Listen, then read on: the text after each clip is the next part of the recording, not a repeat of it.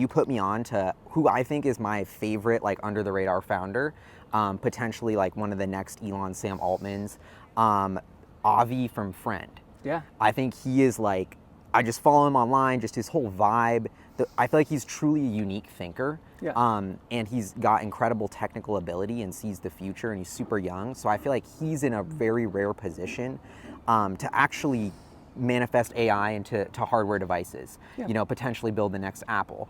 So I'm curious if you have any thoughts on the Friend pendant, but also through that lens, the OpenAI hardware play, because Yeah. I feel like that is the next phase. Yeah. Sam Altman is like, this is not a secret. Like, he's saying like a huge chunk of our revenue, he wants to come from robotics and hardware. Yep. So yeah, Friend is actually off thesis for 0 to 1, because it's not like critical infrastructure. It's not cleaner water. It's not more about energy. It's not like this critical basic human need where, you know, you can sprint at it. Although I would say companionship is a human need, though. So Yeah, no, I agree. It's just more, it's actually less clear what the product looks like in its final form. When I first invested in Avi, the company was called Tab. It was an entirely different product than what it is today. I bet on him. I don't know what number investor I was, but very early in the pre-seed.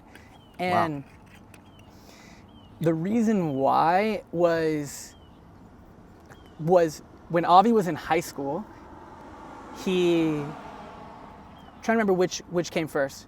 COVID started, the outbreak started in March 2020. I think in January or February, Avi had started scraping data from the internet to provide this real-time website where you could see where breakouts were, where hotspots were. Yeah, during COVID. Yeah. Yeah, so And I think he's from like Seattle too, Seattle area, which is dope because I'm sitting here, so I'm like, let's go. And Amazon and Microsoft.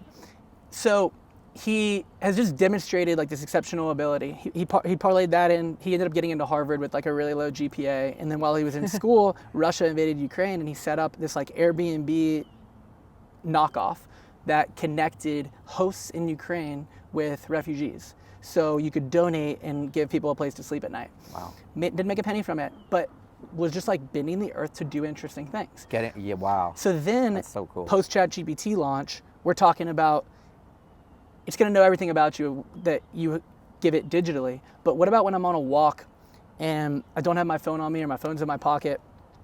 Wouldn't it be nice if the model could synthesize like my in-person conversations and use that information to, you know, curate a better experience in my life? So that was the initial reason for a pendant. He went with a necklace because it's, you know, unobstructed. You can hide it under your shirt. It's not so far away from your microphone, from your voice, that you'd have any trouble hearing anything. And every culture has it. So it's like this philosophy of like the easiest, most adoptable type of product. So I just saw tons of thoughtfulness in every decision that he makes. And people might think that the Subway campaign, spending almost $1 million on advertising in New York, to the point where Heineken comes out and does their own mock of his ad without even telling us, they might think that that's just like dumb luck, or maybe it's all staged. It's neither. It's just like, it's calculated. And he had a very provocative launch video that kind of mimicked her and isn't actually the future that I believe in. I don't believe in replacing humans with digital friends at all, and neither does Avi. We want to augment friendship through companionship by teaching someone, enabling someone to be the best version of themselves so that they're better prepared to have friendships in the future. And interesting.